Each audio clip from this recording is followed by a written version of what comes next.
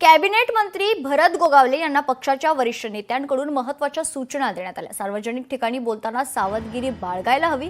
माध्यमांसमोरही प्रतिक्रिया देताना गोगावलेंना आता काय मर्यादा असतील का असा सवाल उपस्थित होते। या संदर्भात महत्त्वाची माहिती सूत्रांकडून कळते। नारायण राणे यांच्या संदर्भात त्यांनी वक्तव्य केलं होतं आणि त्यानंतर आता भरत गोगावले यांना सूचना देण्यात आल्यात।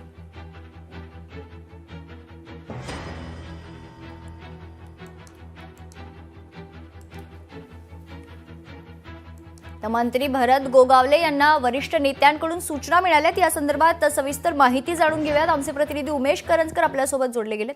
उमेश, काय सविस्तर माहिती आहे? आता माध्यमांशी बोलताना देखील भरत गोगावले यांच्यावर मर्यादा असतील का असा सवाल खरं तर उपस्थित होतोय।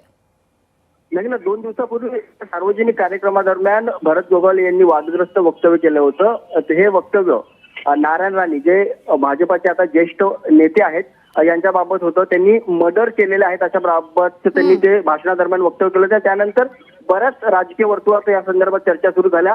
कालही ज्यावेळेस कॅबिनेट बैठक झाली त्यावेळेसही याबाबतची नाराजी स्वतः मंत्री नितेश राणे यांनी भरत गोगावले यांच्याकडनं बोलून दाखवली आणि त्यानंतर अशा प्रकारची विधान आपल्याकडे होणार नाही अशा प्रकारचं आश्वासन जे आहे ते भरत गोगावले यांच्याकडून देण्यात आलं। मात्र आजही या सगळ्या संदर्भात शिवसेनेच्या काही मंत्र्यांनी भरत गोगावले यांना कान मंत्र दिलाय की सार्वजनिक ठिकाणी बोलताना त्यांनी सावधगिरीने बोलावं, कारण आता ते मंत्री आहेत। कोणतंही विधान ज्यावेळेस ते करतात त्यावेळेस ते सरकारचं विधान धरलं जातं अशा प्रकारचं त्यांना सांगण्यात आलंय। त्यामुळे या पुढच्या वेळेस सार्वजनिक ठिकाणी असेल किंवा मग माध्यमांशी बोलताना त्यांनी तारतम्य पाळावं अशा प्रकारची तंबी त्यांना या आजच्या दिवशी देण्यात आलेली। निश्चित धन्यवाद उमेश, आपण दिलेल्या सविस्तर माहितीसाठी।